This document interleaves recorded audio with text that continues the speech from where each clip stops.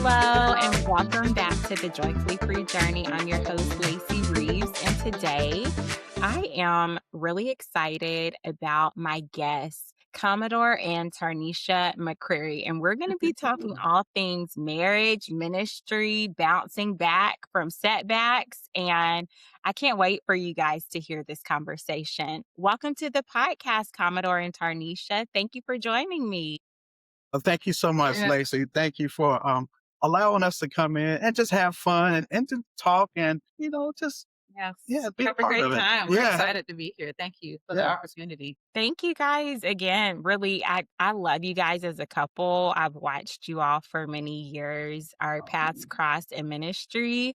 And just one thing that always stuck out to me was just the light that you carry. So I want to hear a little bit about how you guys met and, where you guys are in life. But I just have to say, thank you for carrying your light.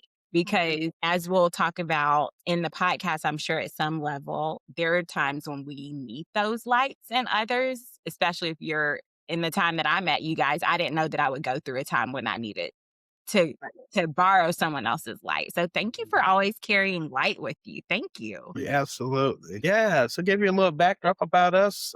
Many of y'all who know us and some don't. I'm Commodore and my wife, Tarnesha. We've been married for 25 years. It was kind of unique how we met. A lot of people like, that's wild. We met believe it or not, at an after-hour spot in Virginia Beach, Atlantic and 17. So that avenue and cross street would always be special to us. When I saw her, I knew that she was the one. And I remember psyching myself up, going up to the bathroom, like, look, you got to go talk to her. All right, go say something to her. And I remember I said something to the point of like, I forgot, but I was trying to run my best game on her. But game recognized game. and so, here we are 25 years later. It's been a ride. It's been a journey. It has. Yeah. It has. God has been so faithful to us. Yeah. And he continues to be. So Yeah. 88 days. Yeah. Yeah. That's the other 88 neat days. thing about us. Yeah. We went from hello To I do in 88 days. 88 days. Kids figured that out. Yeah. So Wow. TLC, we're the original 90-day couple. So 90 days. if you want to do a segment on us, Right. please hop on in. We're here. Exactly. Yeah. We'll show you how it's done. Right. I love that. Yeah. No, I mean, I'm with you on it. I mean, that was a whole journey just from our Yeah. start. You were in the military, and Yeah. I was born and raised in a military town, Virginia Beach. Shout out to 757. So it was already predestined for me to marry somebody in the military. There's so much military there, but yeah, I mean, we met, and it was like we connected. I don't know. It was really God's design. In fact, when we met, I wasn't even saved yet. I hadn't even given my life to the Lord. And Pastor Commodore here led me to the Lord. I think it was probably about 6 weeks in. Yeah, boy. My life has just never really been the same. June 16th of 2000, I gave my life to the Lord, and July 31st, we were married. Wait, okay, sorry, let me go back. So you guys met and we established it was 88 days between when you met and when you married. Yep. But in between there, he led you to Christ, and then next month you were married. Yes. Yes. I man. still delivered. I love that. You're right. It was like he was on a whole mission. Well, let me tell you why it was a mission. And it really didn't hit me until about like another year, 2 years into our marriage. I remember I was washing clothes. I still remember this. Mhm. Every time we have a moment in our lives, we think of the address where we were at. So we always say, yeah, remember at 864. So 864 Clubhouse Road was our old address. And I remember I just bust out like, oh my God, I prayed for you. And she was like, oh, yeah, that's nice. Thank you. And I was like, no, you got to understand. So I was explaining to her. I was about 12, 13. And this young girl I was dating at the time, I thought we was going to be boyfriend, girlfriend forever. And then we broke up. And I remember I was in the back room of the house crying, like boohoo crying, like, God, please send me Mrs. Right. marry her, and we'll have kids, and we're gonna be good together. And it was one of those cries where you go like, and so, and when we got married, it was crazy because her last name was Wright. So she was the Mrs. Wright that I prayed for. Yes. And so I was like, oh my God, I prayed for you. And and God, he know how to answer prayer. And he puts a little a spin It's to it. funny you say that because remember my last name isn't really Right. Her last name is like, oh, you can explain. yeah, my last name is not really right. Somehow that's the name I got. I think it's from my mom's first marriage, but my last name is Harris. I'm a Harris maiden. And all throughout high school, I couldn't change my last name to Wright. I mean, I had to stay at Wright. I couldn't change it to Harris. And I've struggled with that. But man, when he told me that, I was like, okay, God, I see why I had to keep my name right. Yeah. So yeah, it's Yeah. just, it's awesome. Yeah. Isn't that so interesting, like, just how all of the little things add up? I Yep. love that. I Yep. love that. Virginia Beach is such a beautiful place. It is. I recently went for graduation, actually, Yeah. Yeah. and I thanks, yes, and it's such a lovely location. It's beautiful. So what branch of the military were you in, Commodore, and how long did you serve? I served for a total of 18 years in the U.S. Navy. I did 14 years active, about 14 and a half active, and I did 4 in the reserves. And at that point, it was time for me to like tap out. Right. Yeah, I've given everything I could, and I took the opportunity to get out. And it was funny because I was like, yeah, I'm getting out of the Navy. Forget you, Navy. Bye, I'm out. I got out the Navy to went back to work for the Navy, and Wow. for going back to work for the Navy, I left from one position and thinking, okay, I'm through with this, and I went to another position working for the Navy down in Washington D.C. And so the Navy has been my not saying whole life, but it's been a very majority part of my life. And, I thank God for the opportunity to serve right out of high school up until 2010 on active and 2015 on reserves. It's been a ride and a journey. I think total federal service. Oh, yeah, with federal service and everything, it is over 26 and a half years. Thank you for your service, first of all. Thank you so much. It's just a blessing to see, for men and women like yourself and you as well, Tarnesha, because you are married to someone in the service. Can you share a little bit about how service has kind of been a thread throughout you guys' journey and what you're doing right now to serve the community? Yeah, absolutely. Yes, serving has been like in my heart ever since I can remember as being a knee-high kid. Like we used to service my grandmother from foot rubs. She asked us to rub her feet, to hanging up the clothes, to just doing little bitty things. And, we served in church. We served in community with my grandfather as he went out and did a lot of yard work for other people in the neighborhood. And so I saw service and serving from a little kid. And also in the point of serving, also saw that you get to celebrate in that moment of serving. Then we both served together in multiple ministries where we've been to as we PCS from station to station. We served faithfully at basically everywhere we went.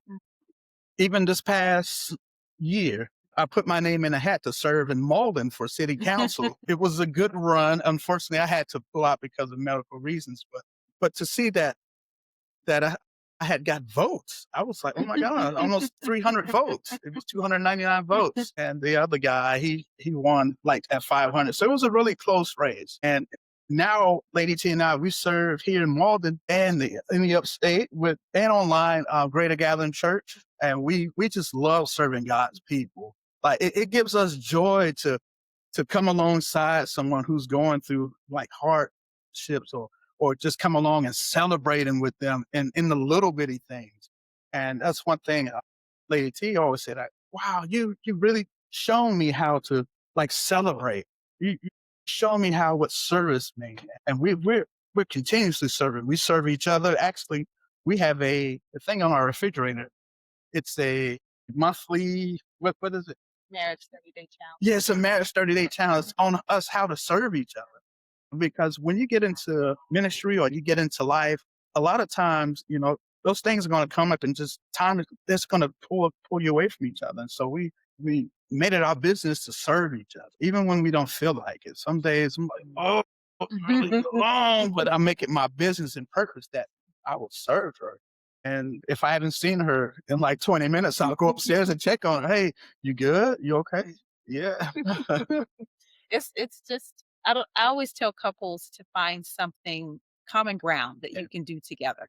And for us, it has been servanthood. Yeah. It's just what we have done since the day we met. We Yeah. just serve one another and we love serving God's people. We Yeah. just we love it. It's what brings us joy when we're able to serve others. And I even talk about that a little bit in my new book that'll be out in the spring. I'm super excited about that. But I tell ladies, because that's the book, it's When Her Crown Slips, Leading in Life Without Losing Your Marriage. But I definitely tell them in the book, find common ground, something that you and your husband can do together, because that's what keeps you together. That's right. Oftentimes we're trying to lead and do separately. You know, we have our careers and different places that we serve in our communities, but what are you doing together as a couple? Yep. And it also sets an atmosphere and a tone in your home. Our kids have always seen us serve. I mean, when they were in utero, they were serving because they were pregnant. I was pregnant and they were with me and I served, and they grew up watching us serve one another and serve God's people. And so they in turn do that because more is caught That's than right. taught. So if you set an atmosphere for children to thrive in that way, they're going to be, I mean, just amazing when they become adults because they've just seen it. Mm, This is the life. We serve one another. So, Absolutely. do we always get everything right? No. No. The foundation in our heart posture is to serve.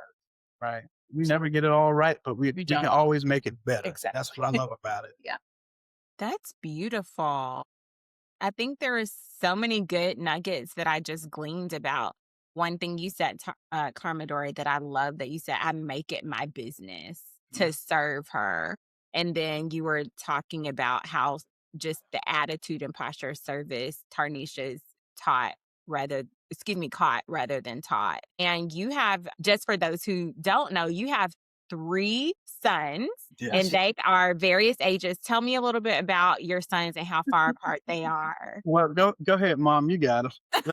Well, we have 3 boys, like you said. And so the oldest is Elijah. He'll be 23 on the 23rd of this month. And then we have Emmanuel. He's 20. Yeah. And then Josiah, our youngest, is 19. He Yeah. just turned 19. So our middle and our youngest are about 15 months ago. Yeah, So we had them all back. we had a back-to-back season. Yeah, we were trying to go for a 3-peat, but we did a back-to-back.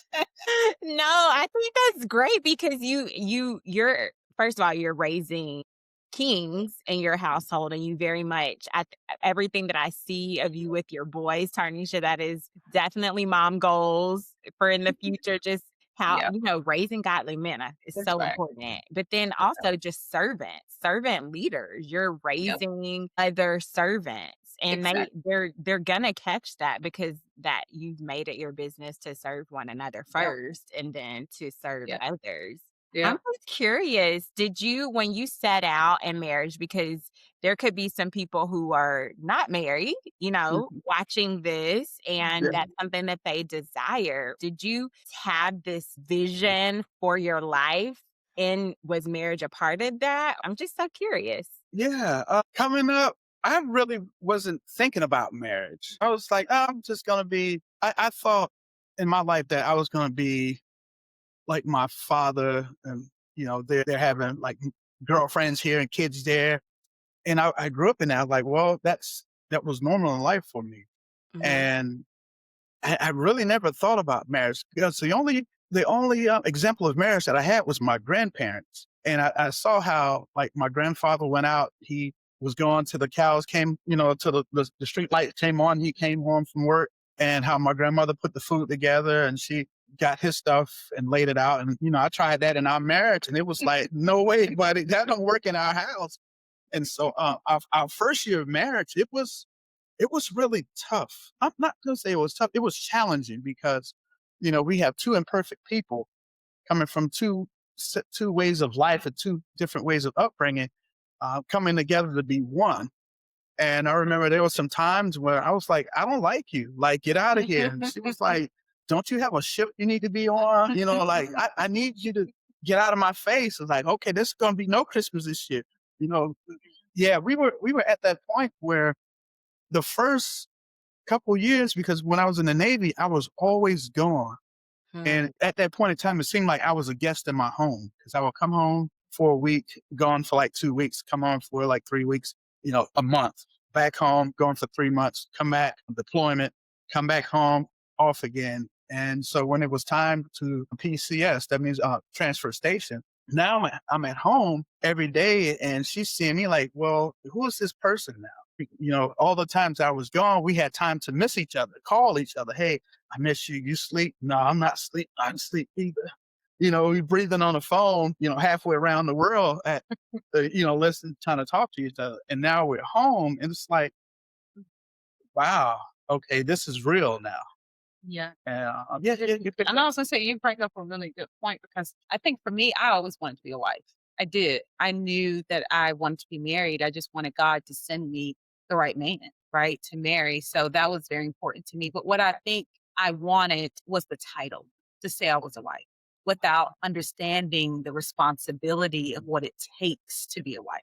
And so when we got married, you're right. Those first few years, you were always deployed. And so the title of wife was to me was being fulfilled. I'm like, great, this person comes home for a couple weeks. We have fun together. We're doing all these things. And then he's gone. And so when he transferred and came to shore duty and was home every day, it was like, oh boy. And like he'd come home and be looking for dinner. And I'm like, boy, I'm just getting home too. What are you talking about dinner? You just woman, where's my we slippers and my dinner? right. So it was a lot of that. Yeah. We just had to transition, and I'm just grateful for godly women that were in our lives. We had enough sense because, like I said, he led me to the Lord before we even got married. So we were already in a church home, and God is so divine. He purposely put us in this church where we had Titus 2 women that literally would come to the home and teach me how to be a wife and how to be a mom. And I was just so grateful for that because I was able to see and what it is that I wanted. I wanted the title, but I didn't understand the responsibility. And a lot of women, I think, are in this space sometimes where they want to be married and they want to be a wife, but they just don't understand what it means to actually be a wife. Agreed, agreed. I feel like there's a lot of, and I can just speak to my own I can only speak to my own personal journey. It's just been 5 years for Lamar and myself, but I Mhm. do know that that was an aspiration that I had, and lots of people have, but it's Yeah. also a heavy responsibility, as you mentioned, like serving someone, Yeah. sharing life, deferring to another person's, two imperfect people, like you said, Yes. Commodore. People, it was honestly, ours was two freight trains colliding. In the best of ways, it's such a blessing, but also there was a lot of death to self, death to my own Yeah. plans, death to what I perceived as the right way to do something and really opening my mindset. I didn't realize how limited my mindset was and how controlling I was until I with Exactly. Yeah. Yeah. I always say marriage is ministry. That is Yeah. ministry. And marriage, it shows us ourselves. That's what, Yeah, yeah, yeah, it, definitely. it shows us who we are, and that we can change. We all can change for the better. Yeah. And being married to her, I think I shared this with you years ago. Like, I don't know, for some reason, she hates socks. My socks, there's a clothes basket sitting right there, and they never make it into the clothes basket. And I don't know if I'm doing this on purpose but like everything else makes halfway in the basket, but the socks on the floor. And then after a while, we come to learn that there's some battles that we just let them be.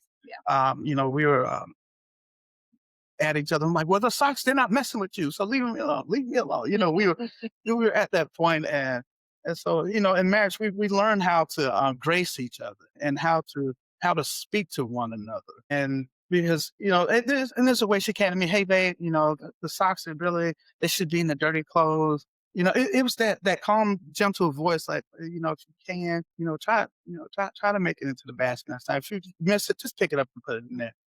I'm like, okay, I got you. I heard what you saying. Well, behind what you were saying. So I get you. And so now that sock may not make it in there every now and then. Even though inside I'm screaming, boy, Yeah. pick the socks up. But, it's just it's how you deliver it, right? Yeah. You've got to create this safe space and a soft spot so that when you do approach your husband, you're able to come to him nicely, calmly, with love. Because you don't get nowhere if you come in there with Right. with what is it called? The complaining, the nagging. That doesn't get very far. And the Bible does say about a woman, a nagging woman, it's better for us to be on a rooftop It than does. like a leaky faucet. Yeah. But it also says that he who finds a wife finds a good thing, obtains favor. I love favor. And I always want to keep favor. And the only way to doing that is by serving this and Yeah. making sure that I'm taking care of the king's daughter. So he finds favor in me, like, okay, you got my baby girl taken care of, I'm going to take care of you so you can continue taking care That's really, really beautiful. I was taking notes and I was of her. very much co-signing what you were saying because it is, I'm going to have to take notes on the soft place, Tarnisha, and the soft voice. I'm working on that one. I'm working on you do have such a soft voice. I love your voice. It's a work in progress, let me tell you. And I do have a not so soft voice, and he has seen that too. So, and I know that doesn't get us very far, right. And so, at the end of the day, we're on the same team. And what point is it for me to get out of character and get nasty? I mean, for what? What does that solve? And it doesn't help our marriage. It doesn't help our. And again, it's back to that servanthood. Like that's not serving him well, right? And so, God is not going to be happy with me when I did. He's not. And I want to talk on that for just a second. It's funny because like when we get on each other's nerves and we're passing each other, like she don't know that I can see her like reflection through the mirror, and she walked by, she like behind my head, and I know she's seen me a few times, I'm like, and then she looked back and was like,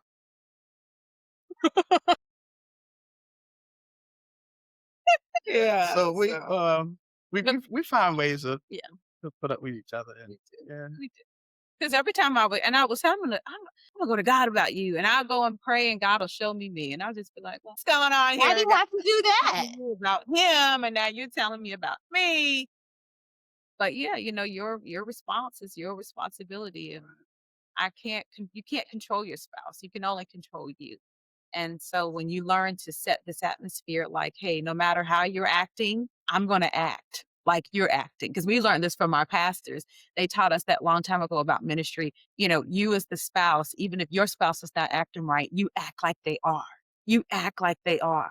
And you still continue to do what you know the Lord would want you to do. Mhm. That's so good. And I love the fact that you had those tightest two women in your ear and those people who were referencing your pastors and pouring into you. Have you found, it sounds like marriage was great, has been great, but I know there's got to have been some rough times in 25 years. Can you share with me just like candidly, like the time was there ever a time when you felt like, I don't know if I can make it through this? Oh, Yeah. So 2018, yeah. There's a point in my life I was in a really really dark place. I know the Lord, I walk with the Lord, but it seemed like in this point in my life that God, it was like, okay, God, I need you where you at. It felt like I'm abandoned. And it got to the point where, like I even went out and just with talking with other women, and come to find out that telling my problems to another woman, and then for her to hear about the problems that was going on inside of our house from outside the house, it was such a betrayal, and it was so hurtful. And at that point in time, I was like, I don't care. And still remember our pastor back in Virginia Beach, what he told me. He said, "Don't you leave that woman and those boys with those boys. Don't you leave that woman."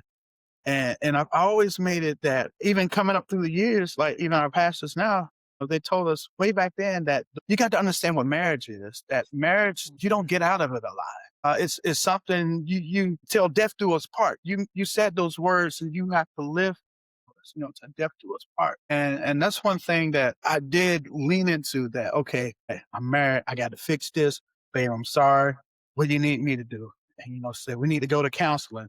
And I fought it. I was like, counseling, it's not for me. And then, and she laid it out for me. And in order for this marriage to continue, we have to go to counseling. We cannot continue living the life that we're living because obviously I'm the head man in the house. We have to do counseling. And so I agreed to counseling, and it was good. It was bad. It was good. It was bad. It was a point where like I was finding out stuff about myself, that even stuff from the past, like my upbringing, how it all like bled out over the years of our marriage and caused a lot of issues in our marriage. And but God is been so faithful. And I remember seeing Pastor John. This is crazy. One thing, I had met Pastor John back in 20, what's that, 13, 14? Yeah, he was like a traveling preacher. And I said, if this guy get a church, I'm gonna come there. And then we end up connecting with Relentless Church. And ever since then, I was like, I was on it. Tarnesha, she can vouch for me. And like I was watching service 2 or 3 times on a Sunday, taking notes, and I was getting back my joy. Wow. My light was coming back. Dark places were light was starting to shine in dark places. And God was showing me like, okay, I pulled you from this. Now I got you from this. I'm going to use you that you can pull others from it. And so, Lady T and I, we love talking to young people about to get married and those who are going through some stuff in their marriage. Because trust me, we've been through some stuff. And when we have folks sit down across from us, we're open. We're wide open, and they're like, "Oh my gosh, really?" I'm like, "Yes, really." And look at us today. This can be you. In 3 or 5 years, you're going to be on the other side of the table talking to another couple. And so that's how we teach and talk discipleship, especially when it comes into marriage. And Yeah. I would just add to, I know that season, 2018, and I look back, and oftentimes we do this. We got to examine ourselves and we got to look back, right?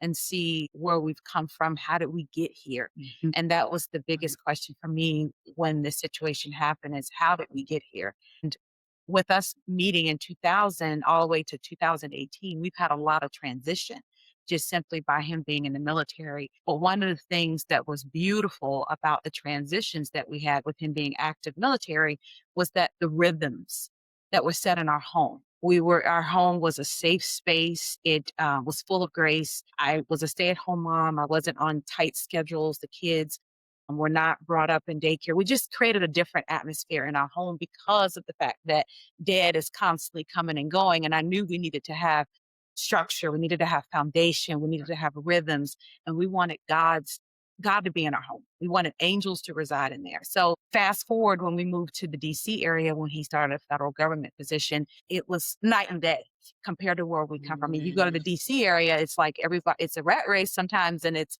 the first thing they do when they meet you, they want to know what it is that you do. And our kids had to be in top schools and, different activities and, the cost of living in the area. And so I needed to get to work. And it was just so much transition that we found ourselves, our marriage, Yeah. we were separating. We were Yeah. going in two totally different directions, trying to hold down what we thought this life was supposed to be in this new area. And it just took a toll on us. It took a toll on us individually, and relationally. Like our marriage was hit very hard, but it was like, what is that? It was a drift. It didn't happen overnight. We were drifting apart. And I think it started in like probably back to maybe 2012, 2013. So by the time we got to 2018, we're looking at each other like, Like singing a Deborah Cox song. How did yeah, we get here? exactly. Right. Yeah. And so it just, that's what Right. it was. Yeah. It was like that. Like, Yeah. how did we get here? It really opened our eyes to see if we're really into it.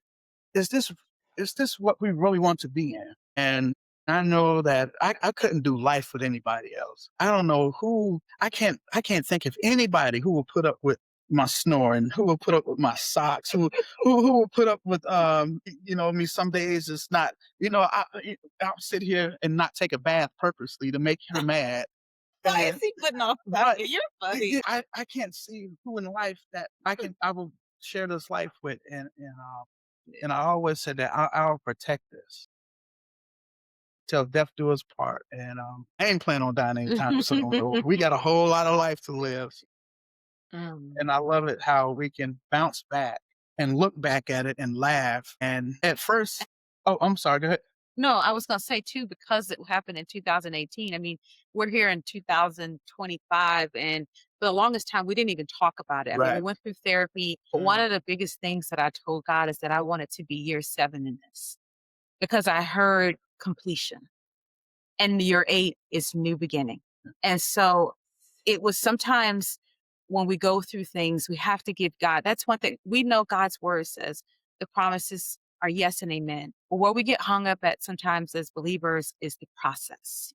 We have to trust God in the process. And the process does not happen overnight. We have to journey with God. Sometimes seasons are longer than we anticipated or wanted them to be, but it's God is doing something on the inside of you. And one of the things, Pastor Lacey, I heard you say is that when you met us, you saw light.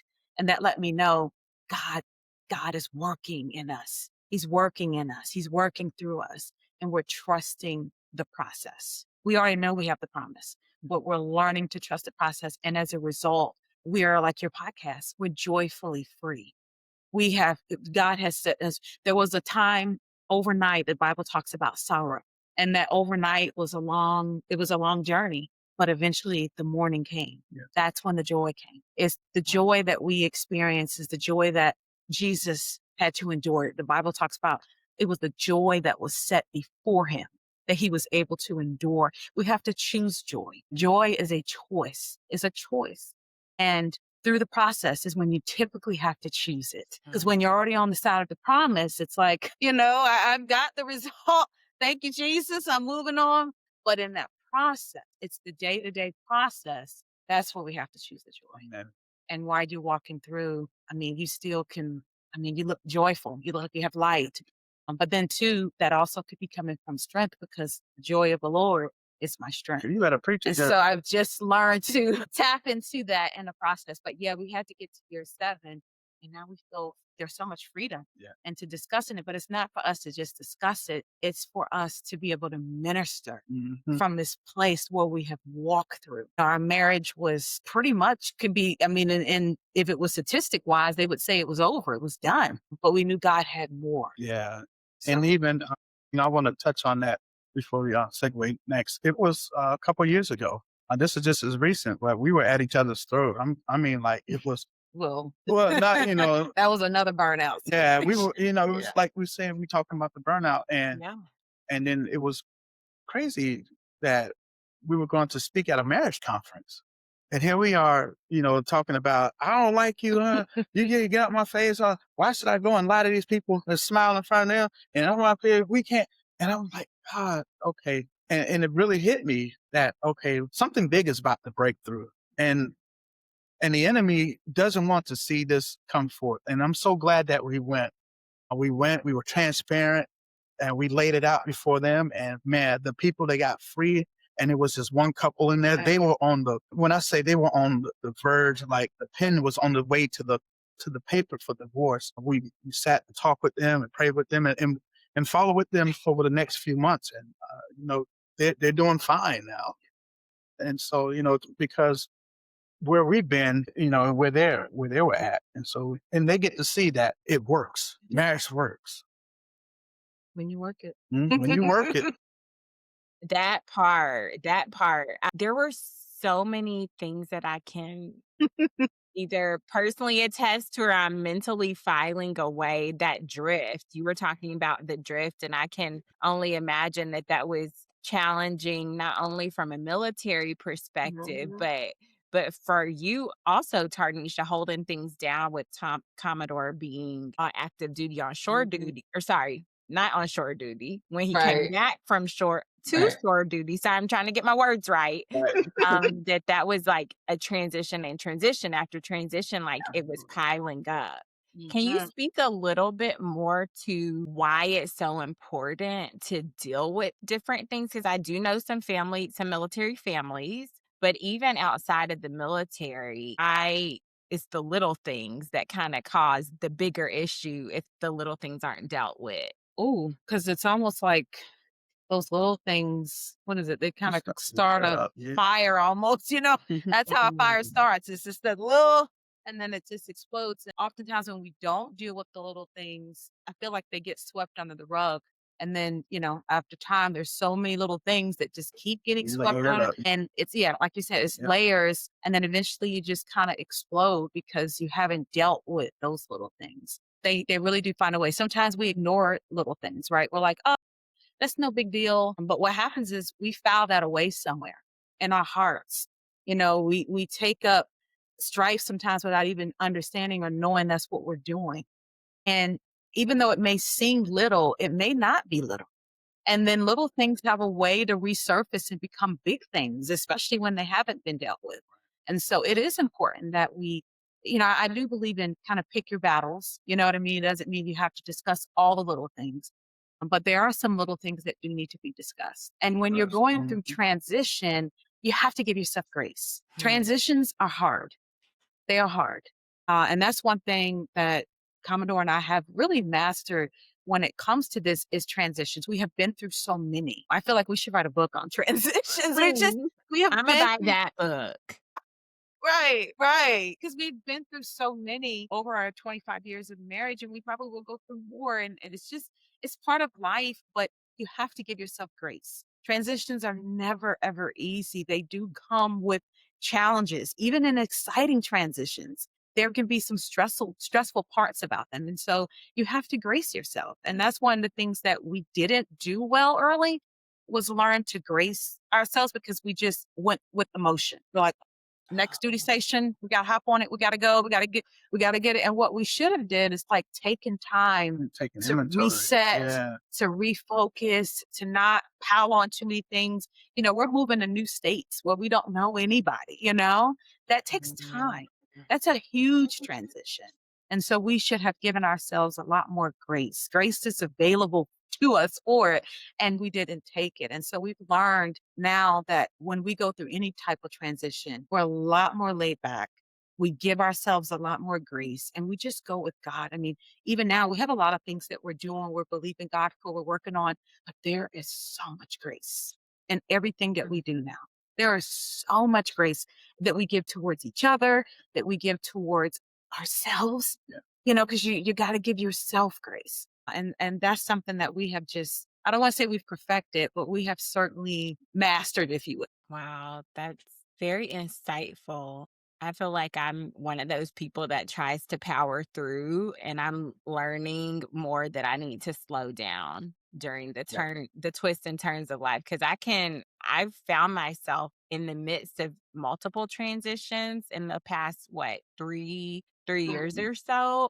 And just personal, not even really dealing with marriage, but just personal and ministry and professional and Right. school, like all the different things. Cause we were both pursuing education around the same time too. So like balancing the multifacets of ourselves and just being gracious. Yeah. I'm definitely applying that right now. I'm also curious how you stay connected while still growing individually. You were running for office, Commodore. You have a thriving real estate business, Tarnesha, and all the other additional things you guys are doing in the community. I'm finding myself in this crossroad. Of course, yes, I love that God has blessed me with this spouse, but I know that my spouse is not my end all be all. He's a partner, but I also am still Lacey. How do you navigate growing together, but also growing individually? Yeah, that's a great question. For us, what we do, we know we're two different people. We have two different likes. Some things she do, I don't want to bother. Some things I do, she don't want to bother. But we take time out and try to make a safe space where we can both come together and do something. Like just last week, I got some tickets to the Trans-Siberian Orchestra concert. And I like, come on, let's go. She's like, nah. And at first I was like, oh my gosh, she's not going to enjoy this. I'm going to hear about it. And then, she took time out to spend a couple hours with me and we enjoyed the show. We talked about, we come home. Like when she goes somewhere, like, hey, come with me, let's go do, like, no, then I'll go with her and then I enjoy it. I'm like, yeah, I had a great time. And so we, like our recreation, what we do, we go and do our recreation, and then we come back home and, oh, how was it? Oh, it was good. I did this. Oh, how was it? Oh, it was great. I did this. And there's our D's, what we work on. Yes. Yeah. So I want Tarnisha to explain that because this will really anyone who's married, anticipating being married, this will really help because it has really helped and blessed us.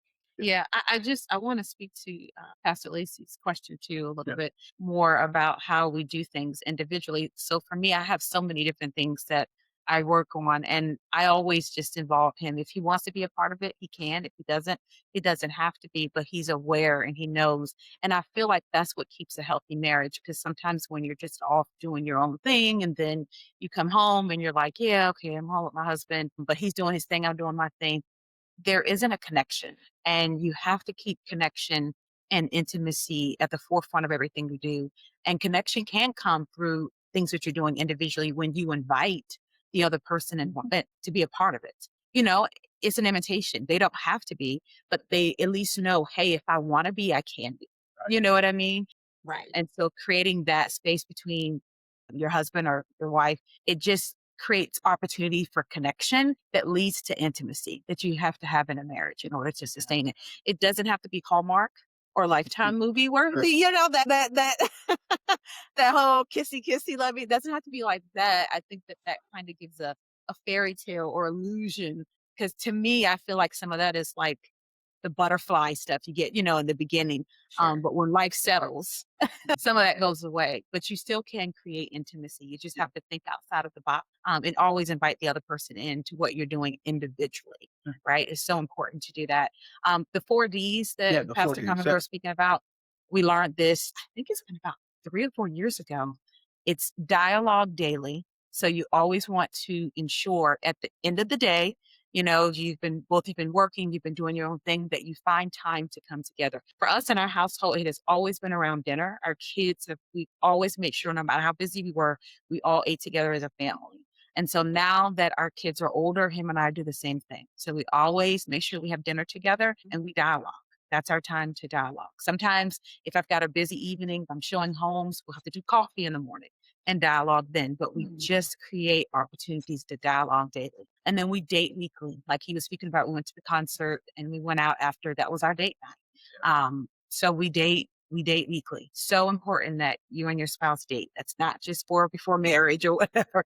You have to date and you have to date often. And so we do it weekly. And then what is the depart quarterly. So every 3 months is important that you and your spouse get away together. You know, an overnight trip. It doesn't have to be anything expensive, but you need to be intentional. That hey, we schedule everything else. We need to make sure that we're scheduling time for our spouses, and so we do that an overnight. Him and I did that a couple months ago. We went to Charleston for a weekend getaway. So we make sure that, and we have another one in January. We stay on top of it. When is our depart? So we can make sure we are putting us first, and then we dream yearly. And for us, our dream yearly is around our anniversary. This past anniversary, we went to Cabo's. This anniversary, we love Cabo's so much, we'll probably be back. But that's where where we go and we dream yearly. So however you and your spouse do that, but make sure you get away for a week. Kids are little. Sometimes people can't do that. But you got to get creative. You have to learn to trust somebody that can watch your children because your marriage, and this is healthy for kids to see too. Right. They need to know that Mom mommy, and daddy daddy, still like each other. right, or Yeah. husband and wives Yeah. too, their Yeah. marriage Yeah. comes. It doesn't need to be around the kids. If you work a lot, your work, your job needs to know, oh, wow, she prioritizes her marriage. Yeah. They need to see that. And so not only is it so healthy for your marriage, but it's healthy for the people around you so they can see what a healthy marriage looks like too. We live in a world, and what we do is so counterculture because we do live in a world where a lot of people, even in their marriages, don't prioritize their marriage.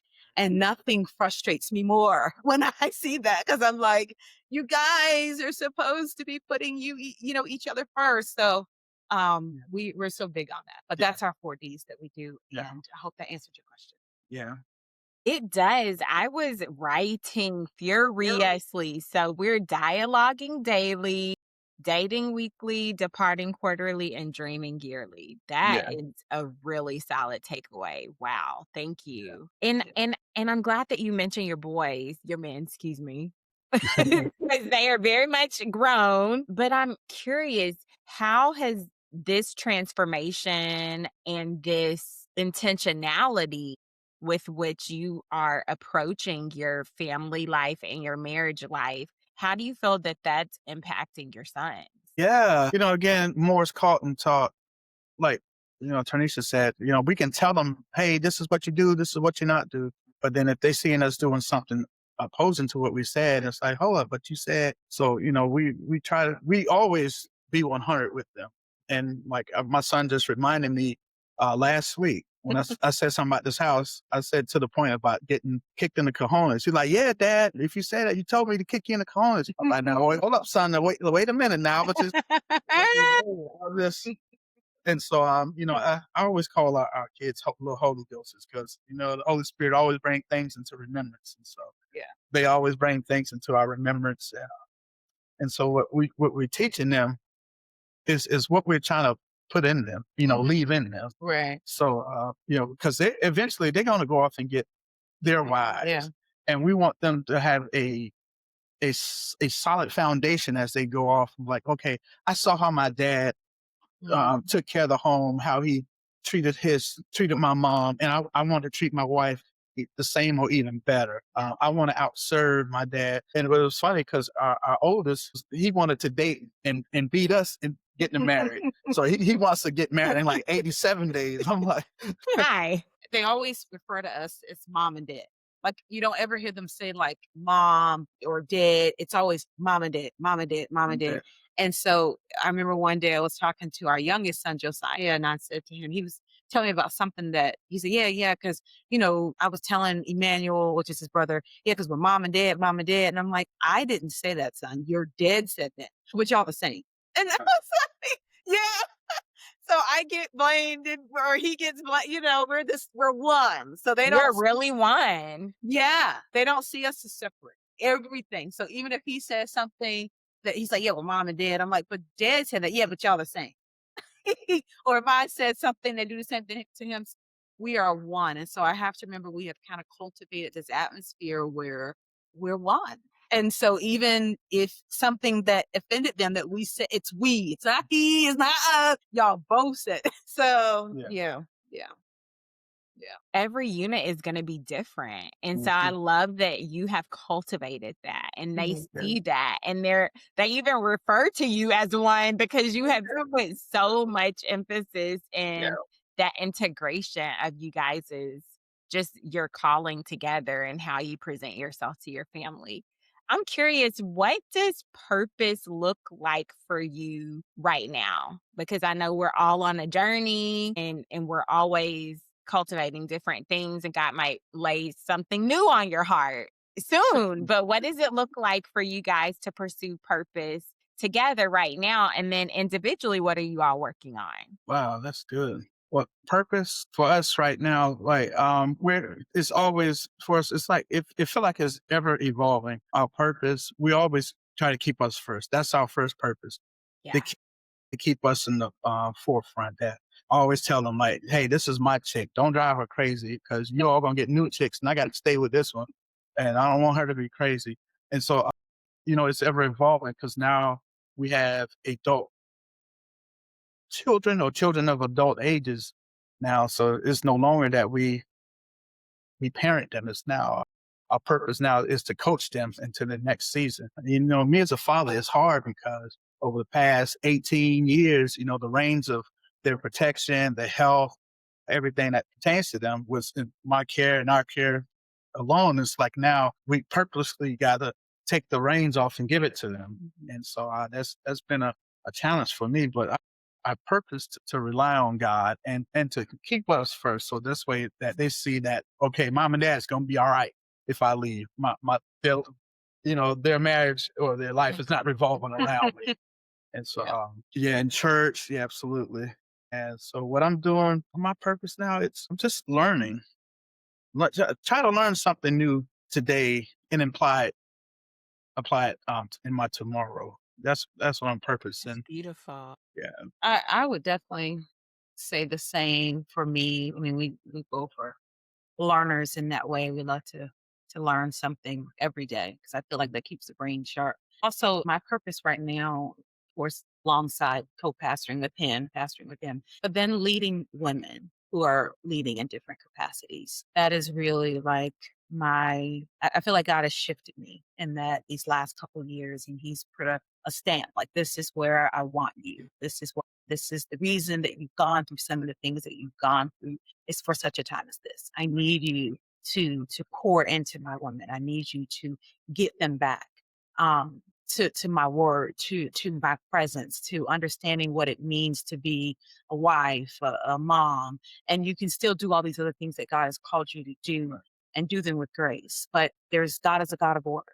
Right now, where He has me, I'm kind of gone back and forth and tossed and wrestled with him, if you will, because it is counterculture. You know, our culture has moved away from some of the things that I believe God wants in women and God desires outside of the leadership, because we all know we as women, we lead in so many different capacities. But he keeps referencing me back to Proverbs 31 and what that woman did. And that's how he wants me to kind of carry the mantle that he's given to me right now. And so that's where I am in purpose. And as a result, I'm learning to be a student. I'm learning more to put my ear to his mouth so that I can hear what it is that he is saying to me and how he wants me to move and navigate. And you have to be strategic and you have to be intentional. And so for me, it's purpose, it's evolving. Our kids are grown. And so I'm in a different season, empty nesting, if you will. You know, we both are there, but it's on to what God has next. And I'm really excited about we both, I think, and what's to come because we've laid the foundation, overcome some obstacles. And we just feel more ready now than ever before to whatever God wants to do or what He has in store. Man. I'm a little speechless because hearing both of you all talk so eloquently about purpose and how it might have shifted, but speaking to it with so much grace really encourages me because I can't say that I'm at the same place. And so I'm learning by even just listening today that like it's okay for things to shift and being able to have grace. I mean, I guess you guys truly are masters of transition, like you mentioned before, just having the grace to move along and recognize the shifts. Because I feel like for me, so much of transition has been tumultuous for me in the past because I've been hanging on too tightly to what was. And I'm learning little by little to let go of that and really be like, okay, if this transition really is happening, I need to learn how to go with it instead of fighting against it. Because it makes the transition harder. Yeah. When we're trying to hold on to what was instead of learning to embrace what's next. is, and I think we get caught up there. We're like, oh my God, no, this is. And sometimes, even when I talk to other women, I'll just share this briefly. There's a comfort level because I'm like, you really don't want to stay there, but because it's so comforting, it's all that they know. We're so fearful of the unknown because that's what transition brings. It brings unknown. We don't know what it's going to look like, what it's going to be. And in our current state, we know, right? We're comfortable there. We know how things are flowing. But now you want me to step outside my comfort zone, Lord, and you want me to transition. Do you want me to move? And I don't know what it's going to be, what it's going to look like. And then that's when we have to rely and lean on God. Because I just share this very briefly. I had a bit of a health scare, if you will. This was like in March, I think it started. And they were like running me to these different doctors and I was having to do everything and no one could tell me what was wrong or what was happening. They're just like, we're just going to wait on the blood work. We're going to get this. We're going to get that. I went to my husband. He's like, hey, you got to get to a point where you just trust God. Like we oftentimes say that we trust God. It sounds churchy, but do you really believe his word? Like, do you, because this is the time now you got to stand on. And it was an uncomfortable spot. I didn't know what it was. I didn't know what it was going to be. And he was right. I'm like, oh my God, this is now where I have to know if I believe God or not, because oftentimes we say we do.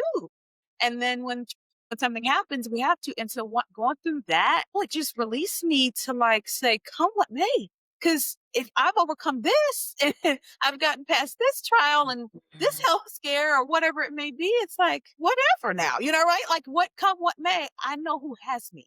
I know who has me. And I was just able to sit with God, and I was like, wow. And I heard him say, you're going to be okay.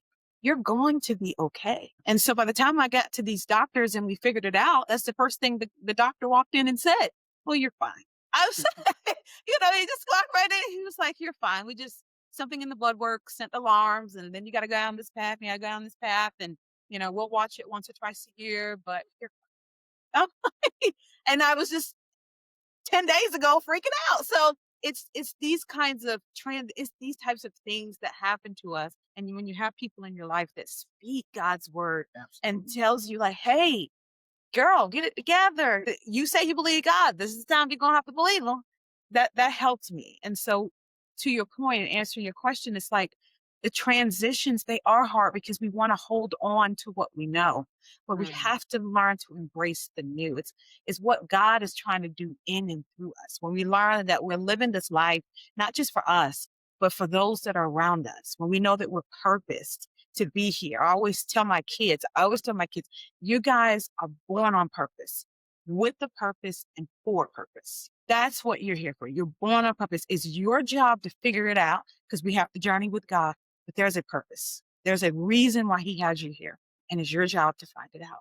And so that is something I just live by. And with everything that happens to us individually, collectively, as a family, we hold on to God's promises and we trust the process. And we remember we're here for a purpose. It's bigger than us. It's bigger. So, Man, I am so grateful that our purposes collided in the Yeah. form of ministry, and how I always was so um appreciative, and I really appreciate how you have navigated so many transitions. How can people further connect with what you guys are doing, connecting with Greater Gathering, etc.? Please share. I would love to include that within this episode. Yeah, sure. oh, you want me to go first? Yeah, Ladies tell me. first. Yeah, ladies Come So on, Lady T, let us know. right. Well, I mean, you can follow us on all the socials because for me, I'm at Tarnesha McCrary and at Commodore McCrary for you. And then the church is at Greater Gathering Church. I'll let you speak more about the church. Yeah. And for me, if you want to learn more about what I'm doing with ladies, we have a great book club that's starting at the beginning of the year.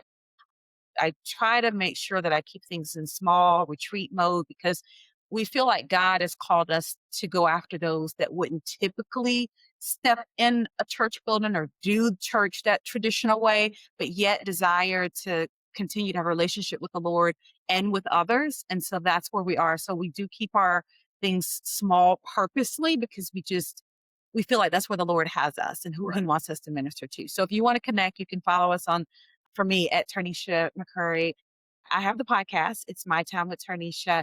The reason why I do that is because I feel like the Lord has he spoke to me about this podcast during the pandemic. It was 2020 that he wanted me to create a space for women, for wives and moms to go and get away. Because, one of the biggest things we struggle with as women is being caregivers and feeling like we got to take care of everybody and do everything for everybody. And then there's nothing left for us. And we have to create our time, my time, which is why I call it is My Time with Tarnesha.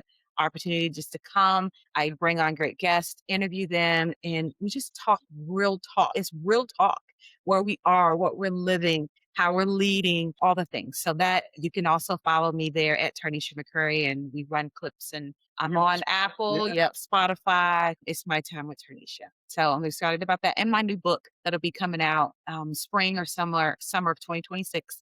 It's over at editing and publishing now. When Her Crown Slips, Leading in Life Without Losing Her Marriage. I'm super excited about that book, and I'm kind of doing it together with the podcast. That's me. Yeah. Now you. Yeah, so you can follow me at Commodore McCrary on Facebook, Instagram. I think I have. I don't know if I have a TikTok. I'm usually a scroller, so if you catch me on there, you may see me and leave a comment. With Greater Gathering Church, you can follow us online at www.greatergatheringchurch.org. We are, again, like Lady T said, we're a small church, a small ministry. We call it a macro micro ministry doing macro things here. So Love that. we love what God is doing through us serving. Yeah, we're Facebook, Instagram, At Greater Gathering. yeah, at Greater Gathering Church, and yeah, if anyone who's really good at posting stuff, hey, hit me up. I will definitely love some pointers. Social media. Yeah, some social media. And you can watch our services live on YouTube. Facebook, Yeah, and Facebook. YouTube Sunday mornings at 9:30. 9:30. I love that. And yes, I'm sure someone watching is good at social media. So if you guys are interested in that, check out Greater Gathering Church because listen, there is so many different facets to the kingdom.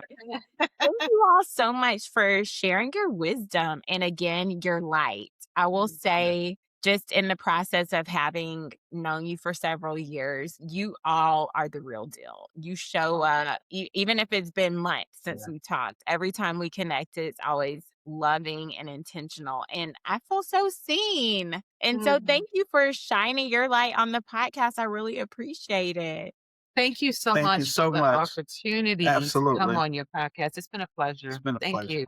Yes, of course. And so, for anyone watching, definitely encourage you to check out what the McCrarys have going on. I will be sure to link their handles, their website, the links to all things Greater Gathering, and their individual profiles in the show notes. Until next time, thank you guys so much for watching. Don't forget to pursue the things that bring you joy and live authentically free. We'll see you next time.